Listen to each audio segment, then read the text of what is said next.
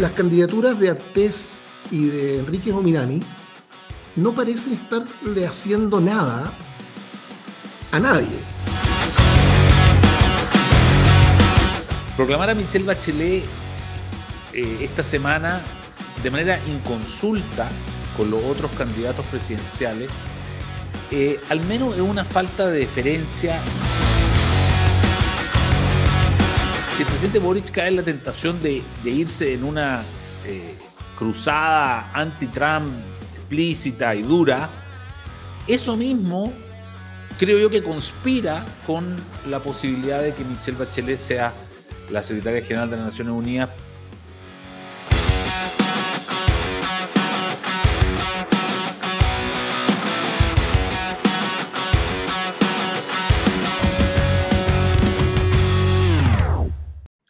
¿Cómo están? Muy buenas tardes, bienvenidos a Política para Adultos, hoy en un formato medio especial porque poco a poco empiezan a volver nuestros columnistas después del receso de Fiestas Patrias, así que primero que nada darle la bienvenida a nuestro conductor oficial, Eduardo Sepúlveda, director del Libro. Eduardo, bienvenido, ¿cómo estás? Muy bien, muchas gracias, Pía. Hola, ¿qué tal? Hola, Darío. A Darío Gallo, que nos ha acompañado y nos ha apañado todas estas semanas, así que qué bueno tenerte de vuelta, Eduardo, a ti, y qué bueno contar contigo de nuevo, Darío. Feliz. Estamos listos, bueno, para partir. Primero partamos con el análisis de las encuestas, igual que todos los lunes. Las encuestas Criteria, CADEM, Panel Ciudadano UDD, que van mostrando en realidad cierta estabilidad, unos suben, unas bajan, y quería partir quizás con Eduardo, que viene un poco más de afuera, para ver cómo estás viendo el movimiento, qué es lo que te están diciendo estos movimientos leves en las encuestas. Mira, lo bueno que tiene a veces estar medio desconectado, porque claro, yo estuve más de 3 semanas fuera, entre Pearl Harbor, Tokio, después Estados Unidos, es que uno se va conectando con la actualidad de una manera menos intensa o menos minuciosa de lo que lo haces cuando uno está aquí, por lo menos los periodistas hacemos cuando estamos trabajando, digamos, en la oficina. Entonces uno se aleja y ve de manera más intermitente las noticias. Entonces lee los diarios a lo mejor 2, 3 días completos, otros días simplemente ven los titulares. Entonces tienes, por así decirlo, no sé, un 30, un 40% de la información que tú tienes siempre. Es decir, ves el bosque, pero no ves los árboles con nitidez. Y entonces eso es lo que le pasa probablemente a muchas personas en el mundo, digamos, que esa es la manera. O sea, las personas que no son periodistas o que no son especializados, no son analistas políticos, o qué sé yo, esa es la manera en que se aproximan. Y efectivamente, en una carrera presidencial como la que estamos viviendo nosotros, es fácil a veces como confundirse cuando empiezan a llegar un montón de información. Entonces, por ejemplo, lo que a mí me pasa, yo vi el programa que ustedes hicieron la semana pasada y vi el análisis que hizo Darío, muy interesante, tomando en el fondo las encuestas de una manera un poco más ampliada, tratando de no ver solo la foto, sino que tratar de ver la película o un trozo de la película, por lo menos, porque cuando uno ve una foto, otra foto, otra foto, otra foto, la verdad es que se pierde, uno sabe quién subió, quién bajó. Entonces, claro, yo miraba la información de las encuestas y me daba la sensación de que se estaban produciendo muchos movimientos en la carrera presidencial en Chile. Gente que subía, que bajaba, en fin, que esto se movía mucho. Pero la semana pasada, cuando veo lo de Darío, dije, bueno, a lo mejor esto no es tan así, digamos. Y por tanto, yo más que analizar yo la encuesta, quiero como poner este contexto de decir, oye, en general uno necesita un análisis más de largo aliento, por lo menos que tome varias semanas y no solamente la foto del día, porque ahí es donde uno se confunde. Así que yo más bien feliz de escuchar si es que Darío tiene el mismo análisis o si hizo el ejercicio de nuevo esta semana. Claro, ¿Cómo no? cómo no. Bueno, bienvenido al hemisferio sur y occidental, además. Gracias. 2 por 1.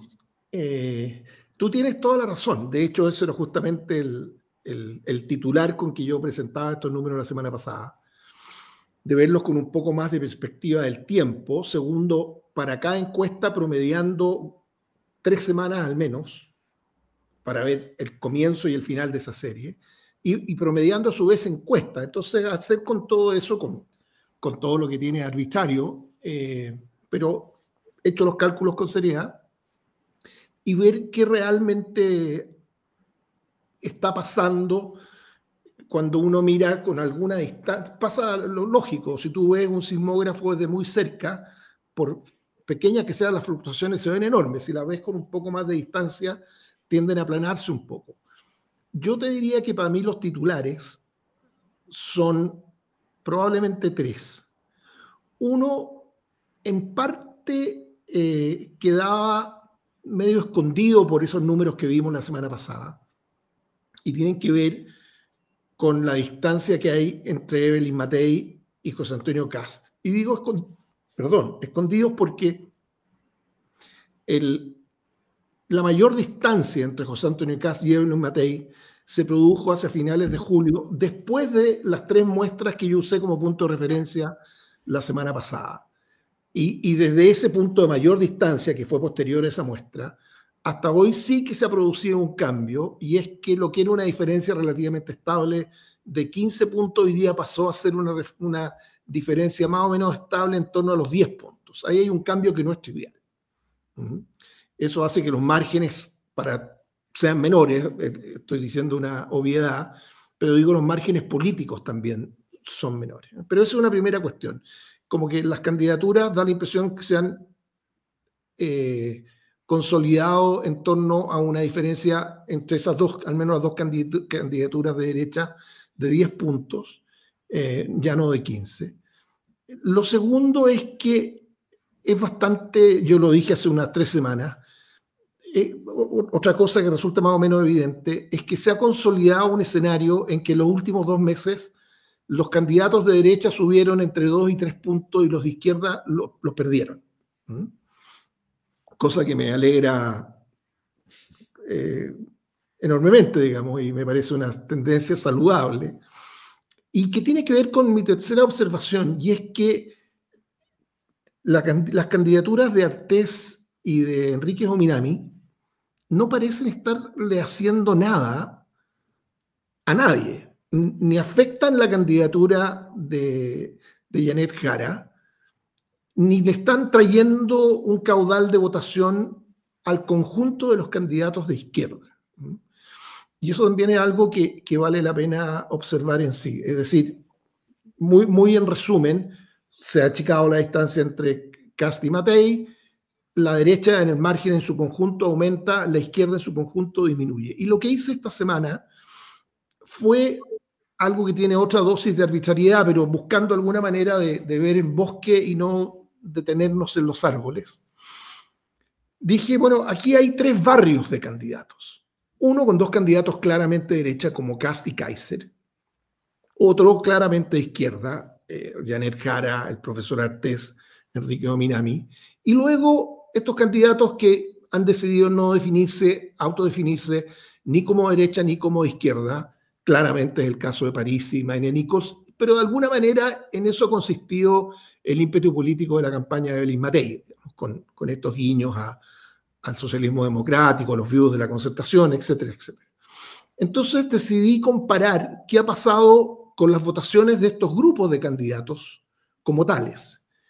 Y el resumen, y esto para poder hacerlo bien, tú no pude incorporar solo a Academ y Panel Ciudadano UDD, no a Criteria, porque Criteria en su metodología suele no publicar los números inferiores a 2%, por tanto, ni para Maine Nichols, ni para Enrique Ominami, ni para el profesor Artés, hay números del periodo completo. Pero si tomamos CADEM y Panel Ciudadano UDD, y vamos y tomamos 3 semanas de julio, el centro de julio, con las últimas 3 semanas de ahora, sea, julio con ahora, 2 meses de nuevo. El resumen de la película es que el trío Jara, Meo, Artés ha caído 2,3 puntos entre los tres. Kast más Kaiser han subido medio punto. Y Matei más Parisi más Maine Nichols han subido 4 puntos. O sea, claramente ahí, al medio, diría uno, algo ha pasado, ahí hay números. Lo notable es que el crecimiento si uno tuviera suponer que estos son vasos comunicantes con las expresiones de opciones previas y no votos que vengan de los que previamente no manifestaban opción alguna, uno tendría que suponer que hay una deriva de votación que previamente estaba en el bolsón de izquierda hacia estas 3 candidaturas que están ahí al medio, aunque uno puede decir, mira, el sentido común, el instinto dice que, sobre todo Parisi, tiene mucho mensaje que como que conversa mejor con lo que en parte están diciendo Kaiser y Kast. Entonces, pero ahí tú tienes de nuevo, 2 fotos tomadas con 2 meses de distancia y mirando ya no a cada candidato, sino que como a cada sector político y sus candidatos, para que emerja algo, que es esta caída sensible de las candidaturas de izquierda en su conjunto, una estabilidad casi plana la línea para la pareja Kast-Kaiser y esta alza para el conjunto de Parisi, Maine Nichols, Matei.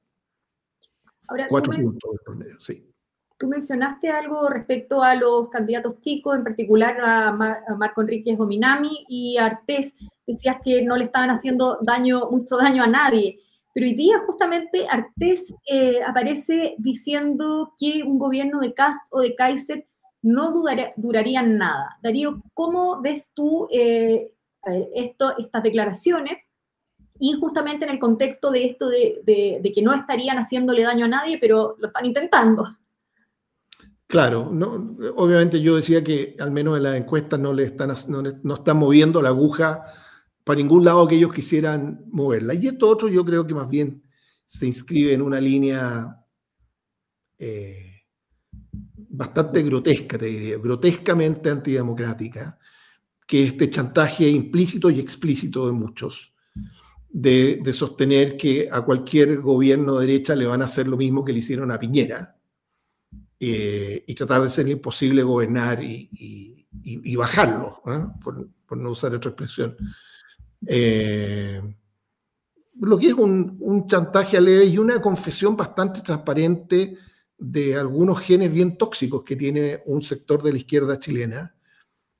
Pero en fin, es parte de la realidad con la que hay que lidiar y para la cual un gobierno tiene que estar preparado.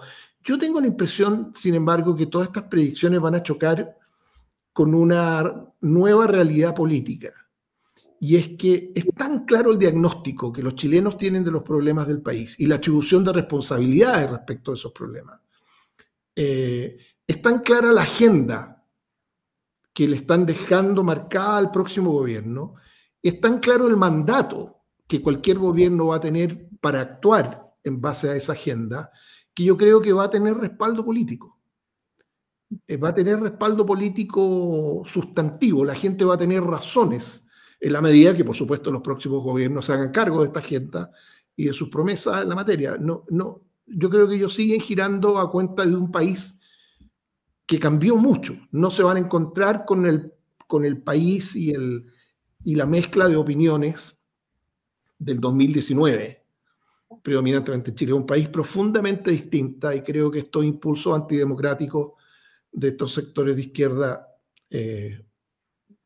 sospecho y espero, desde luego, no se queden más que en eso, en sueños tóxicos de la izquierda. Eduardo, ¿tú cómo lo ves?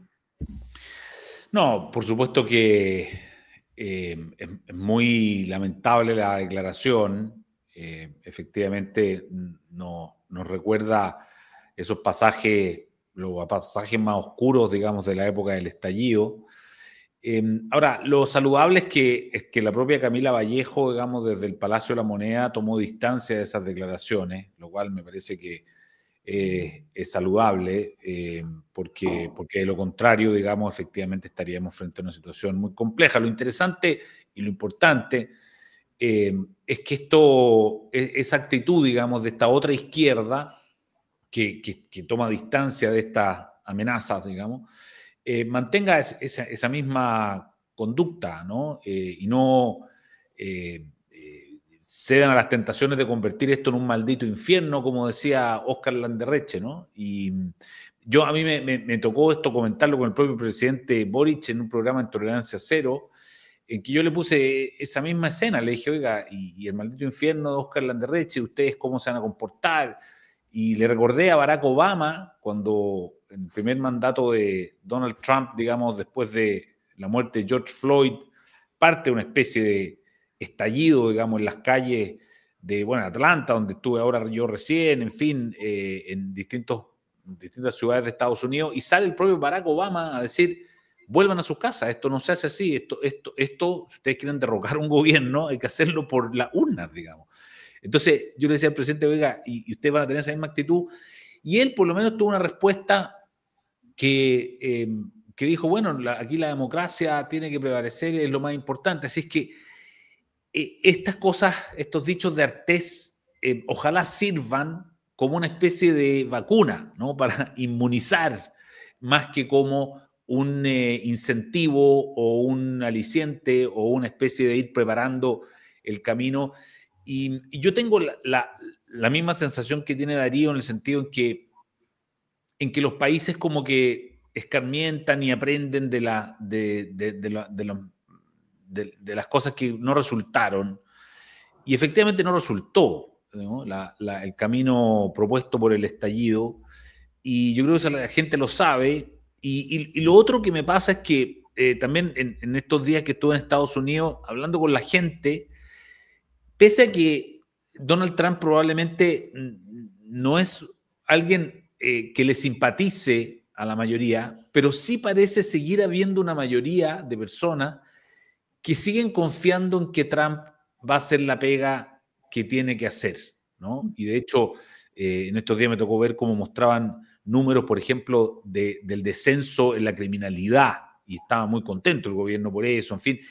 Y eso la gente lo celebra y lo saluda. Entonces, claro, empieza a ocurrir que quizás antes uno elegía como presidente de la República personas que eran como, casi como generar una sensación de familiaridad, como un padre, una madre, que se le adjudicaban ciertos valores, principios o atributos más afectivos. Da la sensación de que hoy día, si uno piensa en Estados Unidos, o piensa en Argentina y otros países, en la misma Meloni, en Italia, en fin, cuando se trata de poner a esos gobernantes dentro de un mismo saco, lo que se ve es que pese a que a lo mejor no generan una simpatía mayoritaria, pero sí sus países, sus pueblos siguen con la expectativa de que ellos pueden resolver aquellos problemas urgentes que no se pudieron resolver o que se empeoraron, digamos, en regímenes de otra línea, digamos. Entonces, por eso me parece que al final lo de Artés puede ser más una vacuna que un atentado a la democracia, creo. Oye, y si puedo agregar un ejemplo, un contraste, porque tú comparto todo lo que dijiste, y resulta un poco sorprendente, probablemente para muchos de los que nos escuchan, cómo es posible que Trump, con todos los boches que respecto de él, de su administración, escuchamos todos los días, que parece ser puros conflictos e inestabilidad, ¿por qué podría ser cierto que sigue teniendo apoyo? Y es porque la gente lo ve dando las peleas que dijo que iba a dar. Yo tengo la impresión de que hace rato la gente, la población en general, los votantes en el mundo, no van a la política a buscar a la Sor Teresa de Calcuta. ¿Eh? Van a buscar resultados. Quieren encontrar a alguien a quien creerle que va a hacer algo al respecto, y premian al que logra verse intentándolo al menos. Y en ese sentido, creo que, mira el contraste que voy a hacer entre la situación del presidente Trump hoy día en materia migratoria y la realidad política que en materia migratoria vivió el gobierno del presidente Piñera, en que había en el Congreso un sector político que hacía mayoría, que era la oposición liderada por el Frente Amplio, la misma gente que hoy está en el gobierno, que hicieron imposible solucionar el problema, que se oponían sistemáticamente a cualquier cosa que pudiera servir para enfrentar el problema. Sin embargo, nunca hubo una situación en que los electores en Chile, la gente pudiese ver eso con claridad.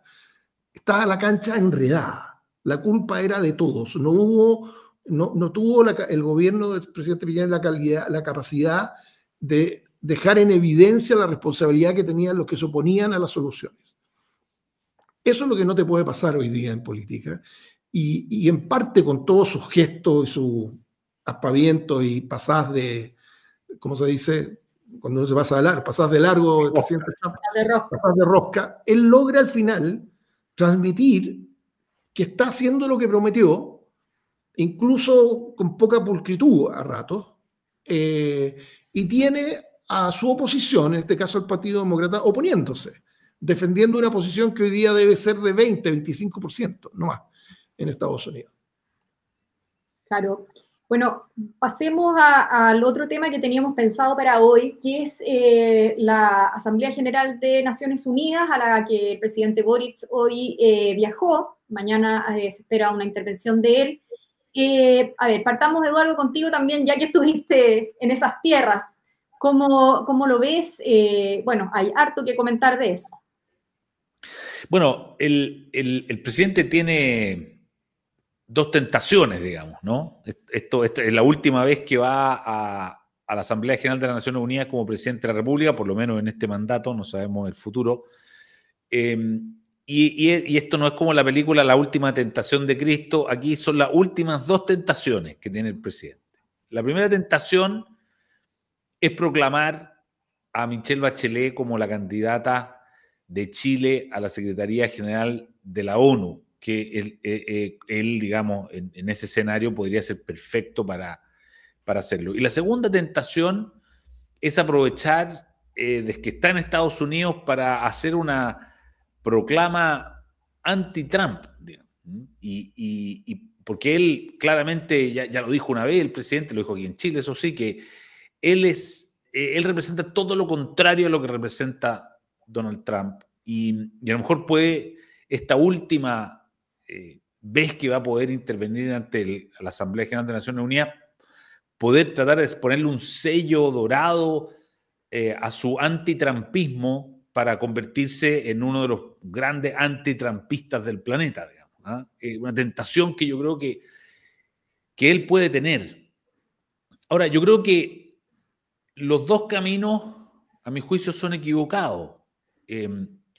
Proclamar a Michelle Bachelet esta semana de manera inconsulta con los otros candidatos presidenciales, al menos es una falta de deferencia, pero también puede ser un error político, porque si va a ser la candidata de Chile a la Secretaría General de las Naciones Unidas, esto tiene que nacer de una especie de conversación o acuerdo transversal de los distintos sectores para que todo el mundo se sienta partícipe y quiera empujar esta candidatura.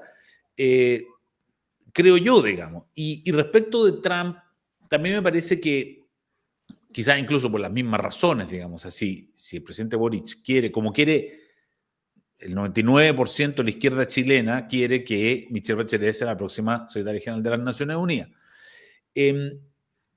Si el presidente Boric cae en la tentación de irse en una cruzada anti-Trump explícita y dura, eso mismo creo yo que conspira con la posibilidad de que Michelle Bachelet sea la secretaria general de las Naciones Unidas, porque si se interpreta como que ella va a ser la secretaria general anti-Trump de la ONU, yo creo que Estados Unidos tiene, y Donald Trump tiene el poder suficiente como para impedirlo.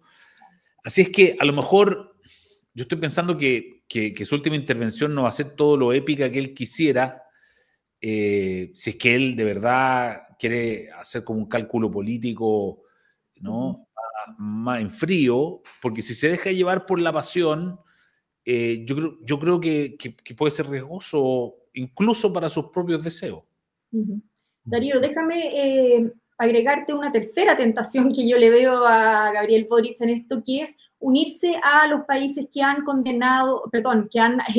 decidido aceptar el Estado palestino, la creación del Estado palestino. ¿Cómo ves tú la participación de Gabriel Boric en esta asamblea? Yo creo que efectivamente son tres cosas que están en su calculadora. Respecto de las dos primeras, Eduardo dijo que él creía que eran equivocadas. Yo además le agregaría que al menos, de alguna manera lo explicaste también, son claramente contrapuestas. O sea, si decide darse un gustito y sacar patente de ser el antitrampista número 1, difícilmente le está haciendo un favor a una candidatura que él mismo apoye formalmente. Y en ese punto me quiero detener un instante, Pía, porque una candidatura a un cargo como la Secretaría General de Naciones Unidas requiere de un apoyo de su Estado. O sea, no hay precedente que alguien sea candidato en la libre sin un apoyo formal de su país. Un apoyo que es práctico, que de alguna manera implique un compromiso. Por eso que tiene mucho sentido lo que el propio Eduardo apuntaba, de que sea algo socializado. Ahora no sé cuánto querrán socializar esa conversación algunos de los candidatos, que esa es otra cuestión. De hecho, aquí hay ambientes políticos que van a influir mucho en el resultado de esta elección. De algún modo, desde Latinoamérica se ha tratado de instalar que dos cosas, hay dos cuentos, dos narrativas que se han echado carrera, ambas con interés político. Uno, que sería un momento en que le corresponde a esta parte del planeta nombrar al secretario general. Si tú lo piensas, desde los 80, en que Pérez de Cuéllar, un peruano, fue secretario general, es que no hay nadie de este barrio que haya ocupado ese cargo. Después estuvo por un periodo relativamente corto Boutros Ghali, que era egipcio, luego Kofi Annan, también de África, luego Ban Ki-moon, de Asia, y hoy por hoy tenemos a este portugués, a Guterres. Entonces, hay como una señal que como continente se quiere dar para tratar de traer agua a los molinos de los candidatos que han levantado la mano de este lado, que son Argentina, con el candidato argentino es el actual director de la Agencia Internacional de Energía Nuclear, un cargo importante. Hay una candidata costarricense que fue parte del gabinete de Kofi Annan, o sea, una mujer que es parte del establishment de las Naciones Unidas, como en alguna medida lo podría ser Michelle Bachelet también. De apellido Greenspan, no se escribe igual que el Greenspan gringo, este es con RY. Y Alicia Bárcenas de México, que ella ha dicho que si Michelle Bachelet fuese candidata, probablemente le pondría su propio empeño. Y yo decía que hay dos narrativas que se han hecho circular. Una, la de que correspondería un latinoamericano, y la segunda es que correspondería una mujer. Si tú revisas hacia atrás la historia, no hay mujeres que hayan ocupado ese cargo. Y en el proceso político de nominación de esto, no nos podemos olvidar que el Consejo Permanente, con los 5 principales ahí, el Consejo de Seguridad, perdón, que tienen un poder de veto. Y el tipo de cosas que aquí no va a pasar nunca, esa cuestión que sería de un dramatismo total, es que un día en una sesión formal del Consejo de Seguridad alguien vetase a alguno de los candidatos. Eso es algo que se conversa antes. Más bien, los países que quieran promover candidaturas se tienen que asegurar con los miembros del Consejo de Seguridad de que no tendrían problemas a priori con la presentación de una de estas candidaturas. Puede ser ese el momento en que se desinfle alguno de estos empeños. Llegar a ese momento en un ambiente de confrontación política entre el presidente de Chile y Estados Unidos, obviamente sería inconducente a cualquier propósito que tenga el presidente Boric en relación a una candidatura de Michelle Bachelet.